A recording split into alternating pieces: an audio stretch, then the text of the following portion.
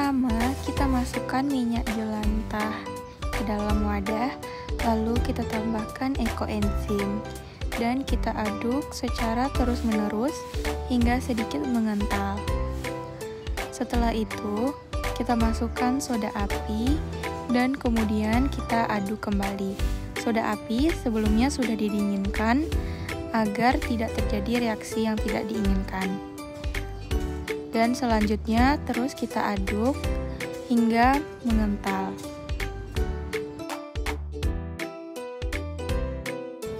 Selanjutnya kita tambahkan essence atau pewangi secukupnya apabila sudah dirasa wangi. Dan selanjutnya diaduk dan kemudian kita tambahkan pewarna. Jika sudah mengental, kita masukkan ke dalam cetakan dan tunggu sekitar 24 jam hingga mengeras.